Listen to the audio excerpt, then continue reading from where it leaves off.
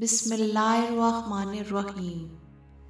لاکھوں کروڑوں درود و سلام نبی پاک صلی اللہ علیہ وآلہ وسلم پر اور آپ کی اہل بیت پر۔ معزز سامعین، السلام علیکم۔ سامعین، یہ قدرتی امر ہے کہ جب بھی ملک الموت حضرت اسرائیل علیہ السلام کا نام انسان سنتا ہے تو بدن میں ایک بار کپ کپی سی آ جاتی ہے، کیونکہ ملک الموت یعنی حضرت اسرائیل علیہ السلام ہی وہ فرشتہ ہیں جو انسان کی روح قبض فرماتے ہیں، اور تمام زیرو چیزوں کی روح قبض کرنے کی ڈیوٹی اللہ تعالیٰ نے حضرت اسرائیل علیہ السلام کی لگائی ہے۔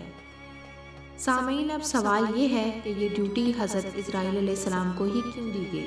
تو یہ ایک دلچسپ حقیقت ہے، اس کے بارے میں ہم آپ کو بتائیں گے، اور اس کے علاوہ بھی ہم آپ کو ان سے جڑے چند حقائق بتائیں گے۔ ان کی شکل و صورت کیسی ہے، آپ کو اللہ تعالیٰ نے کون سی طاقت اور قدرت عطا کر رکھی ہے، اور آپ ایک ہی وقت میں سینکڑوں لوگوں کی روح قبض فرما لیتے ہیں۔ کیا حضرت اسرائیل علیہ السلام کو حضرت موسیٰ علیہ السلام نے تھپڑ مارا تھا کہ نہیں؟ اس کی حقیقت کیا ہے؟ کیا اسرائیل علیہ السلام کو کسی کی روح قبض فرماتے ہوئے بھی افسوس ہوا؟ ان تمام سوالوں کے جواب ہم آپ کو آج کی ویڈیو میں بتانے والے ہیں، اس لیے ویڈیو کو آخر تک لازمی دیکھیے گا۔ سامعین، سب سے پہلے اس بات کے بارے میں ہم آپ کو بتائیں گے کہ آخر روحوں کو قبض کرنے کی ڈیوٹی حضرت اسرائیل علیہ السلام کو ہی کیوں دی گئی؟ تو اس حوالے سے یہ روایت مشہور ہے کہ جب اللہ تعالیٰ نے حضرت آدم علیہ السلام کا پتلا بنانے کا ارادہ فرمایا تو حضرت جبرائیل علیہ السلام کو اللہ تعالیٰ نے حکم دیا کہ ایک مشت خاک زمین سے لاؤ۔ بحکم الہی سے حضرت جبرائیل علیہ السلام آسمان کی بلندی سے فوراً اس زمین پر آئے کہ اب جہاں خانہ کعبہ ہے ایک مشت خاک لیں۔ اس وقت زمین نے ان کو قسم دی کہ اے جبرائیل، خدا کے لیے مجھ سے خاک مت لیں، اس سے خلیفہ پیدا ہوگا اور اس کی اولاد گنہگار ہوگی اور مجھ پر عذاب ہوگا۔ اس بات کو سن کر حضرت جبرائیل علیہ السلام خاک لینے سے باز آئے اور زمین سے مٹی نہیں لی اور واپس لوٹ گئے۔ میکائیل علیہ السلام اور حضرت اسرافیل علیہ السلام سے بھی یہ کام نہیں ہوا۔ تب اسرائیل علیہ السلام کو بھیجا گیا، لیکن ان کو بھی زمین نے منع کیا۔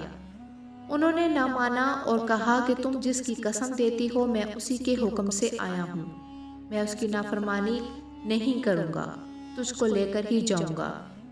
پس اسرائیل علیہ السلام نے ہاتھ نکال کر ایک مٹھی بھر خاک زمین سے لی اور لے کر عالم بالا پر چلے گئے اور عرض کی، اے اللہ، میں نے یہ حاصل کیا ہے۔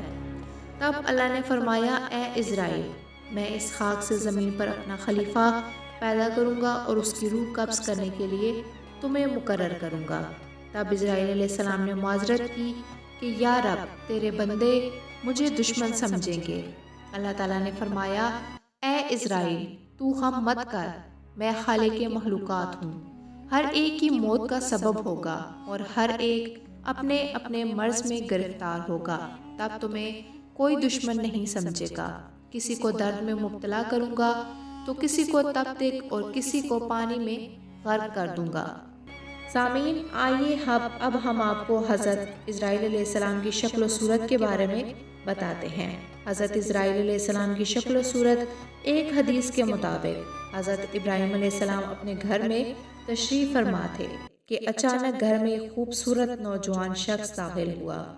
تو آپ نے پوچھا کہ اے اللہ کے بندے، تجھے اس گھر میں کس نے داخل ہونے دیا؟ تو اس نے کہا، گھر والوں نے۔ آپ نے کہا، بے شک صاحب خانہ کو اس کا اختیار ہے، یہ تو بتاؤ تم کون ہو؟ اس نے کہا کہ میں ملک الموت ہوں۔ آپ نے فرمایا، مجھے تمہاری چند نشانیاں بتائی گئی ہیں، مگر تم میں ان میں سے کوئی بھی نشانی نظر نہیں آ رہی۔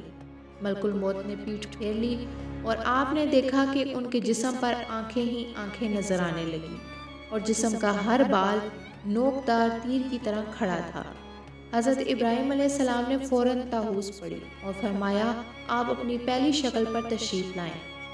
سامعین، ایک دوسری روایت میں ہے کہ جب انہوں نے پیٹھ پھیری تو وہ شکل نظر آئی جس سے وہ برے لوگوں کی روح کو قبض کرتے ہیں۔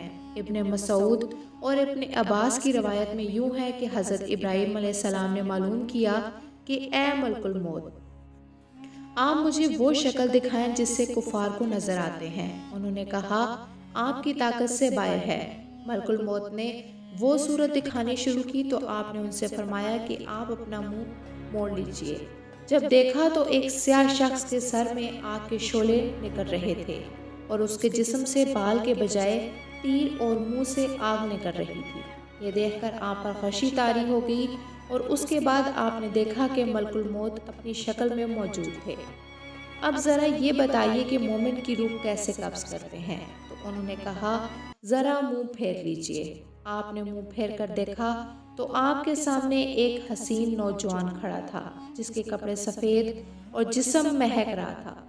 آپ نے یہ منظر دیکھ کر فرمایا اگر مومن کو آپ کے دیدار کی دولت ہی نصیب ہو جائے تو اس کے لیے یہی کافی ہے۔ سامعین، معلوم ہوا کہ حضرت اسرائیل علیہ السلام کی شکل و صورت مومن کی روح قبض کرنے کے لیے اور ہوتی ہے اور مشرک اور کافر کی روح قبض کرنے کے لیے آپ کی شکل و صورت اور ہوتی ہے۔ اللہ تعالیٰ سے دعا ہے کہ اللہ تعالیٰ ہمیں موت کی تیاری کی توفیق عطا فرمائے تاکہ ہماری روح آسانی سے قبض کی جائے اور ہمیں اسرائیل علیہ السلام کی وہ شکل و صورت دیکھنے کو ملے جو مومن کے لیے ہوتی ہے۔ آمین۔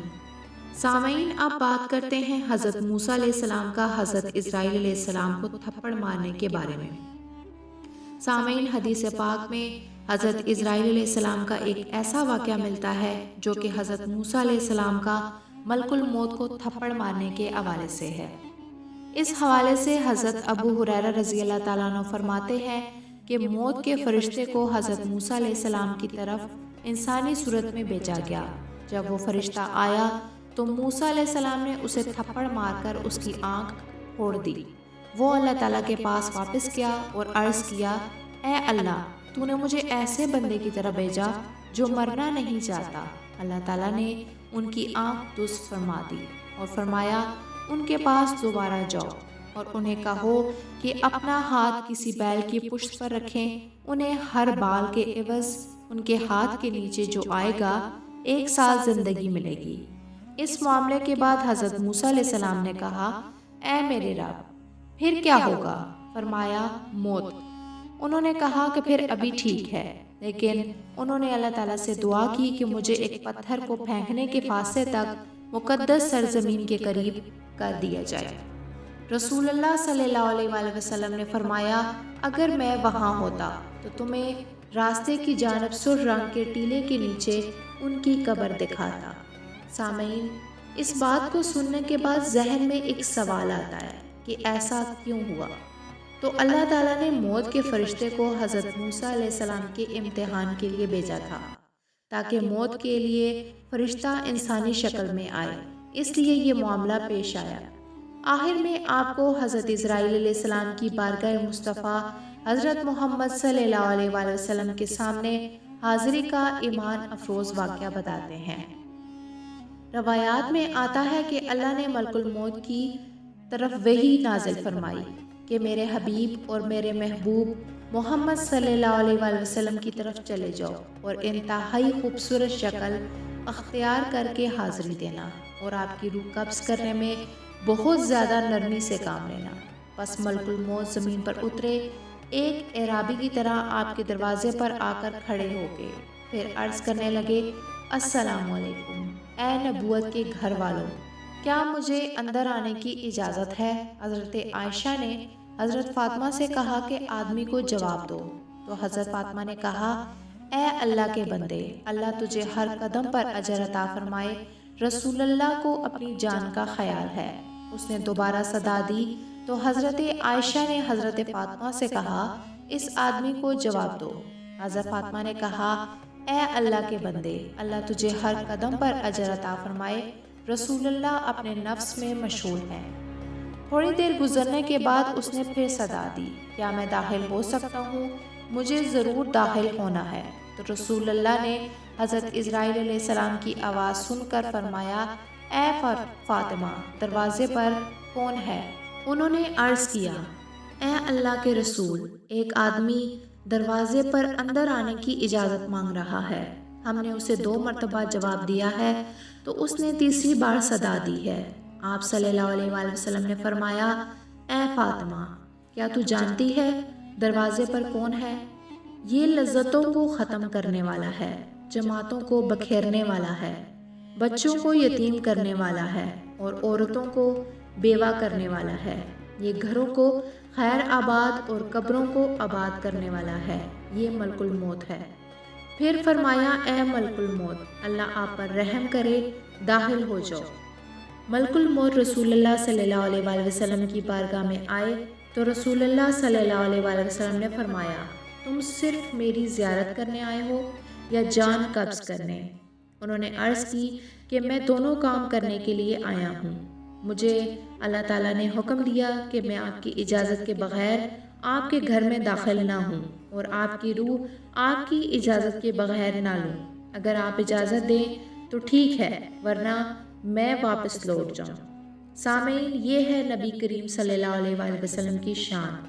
ان کے جسم انور سے روح قبض کرنا تو درکنار، ان کی اجازت کے بغیر ان کے گھر میں داخل بھی نہیں ہو سکتے۔ حضرت اسرائیل علیہ السلام نے عرض کی، یا رسول اللہ، میں بڑے بڑے بادشاہوں کی روح کھینچتا ہوں لیکن کسی سے نہیں پوچھتا، لیکن اللہ تعالیٰ نے مجھے حکم دیا کہ میرے محبوب کے گھر جانے اور روح نکالنے کی بھی اجازت دینی ہے۔ یہ ہے مقام محبوب خدا صلی اللہ علیہ وآلہ وسلم۔ سامعین، امید ہے کہ آپ کو آج کی ویڈیو پسند آئی ہوگی۔ اگر ویڈیو پسند آئے تو ویڈیو کو لائک کریں اور چینل کو سبسکرائب کریں۔ شکریہ۔